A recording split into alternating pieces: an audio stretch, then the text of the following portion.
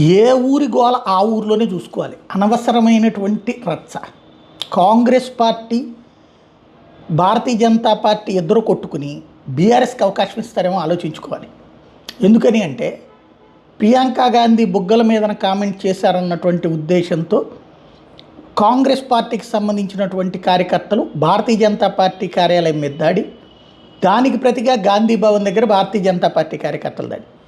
దాన్ని వీళ్ళు ఖండిస్తారు, దీన్ని వీళ్ళు సమర్థించుకుంటారు. అంటే కాంగ్రెస్ ఏమో తమ వాళ్ళు దాడి చేయడానికి ఖండిస్తుంది, పీసీసీ కానీ వీళ్ళు. అట్ ద సేమ్ టైం మా కార్యాలయం మీద దాడి చేస్తే తీవ్ర పరిణామాలు ఎదురవుతాయని కిషన్ రెడ్డి దగ్గర నుంచి, బండి సంజయ్ దగ్గర నుంచి, డీకే అరుణ దగ్గర నుంచి బీజేపీ వాళ్ళు మాట్లాడతారు. ఇలాంటి సందర్భంలో కీలకమైనటువంటి అంశం ఏంటంటే ఒక దాడి చెయ్యటం ఎంతవరకు రైట్ అన్నటువంటిది.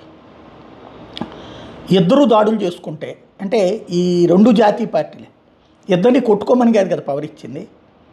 ప్రియాంక గురించి మాట్లాడిన విధానం తప్పు. మంచిగా రోడ్లు వేస్తాం అని చెప్పడంలో తప్పు లేదు.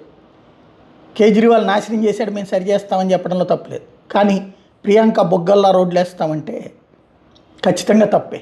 అదే సందర్భంలో ఒకప్పుడు హేమమాలిని బొగ్గల్లా రోడ్లు ఉన్నాయి బీహార్లో అని చెప్పినప్పుడు దాని మీదన కాంగ్రెస్ పార్టీ ఆ రోజున తప్పు పట్టలేదు.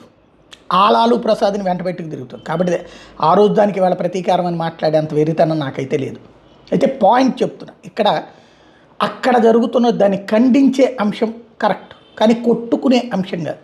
ఎదురు కొట్టుకుంటే ఇట్లాంటి వాళ్ళని పెట్టుకుంటే వీళ్ళు కొట్టుకు చేస్తారని చెప్పేసి మూడో వాళ్ళ వైపు చూసే అవకాశం ఉంది. అది ఆలోచించుకుంటే బెటర్.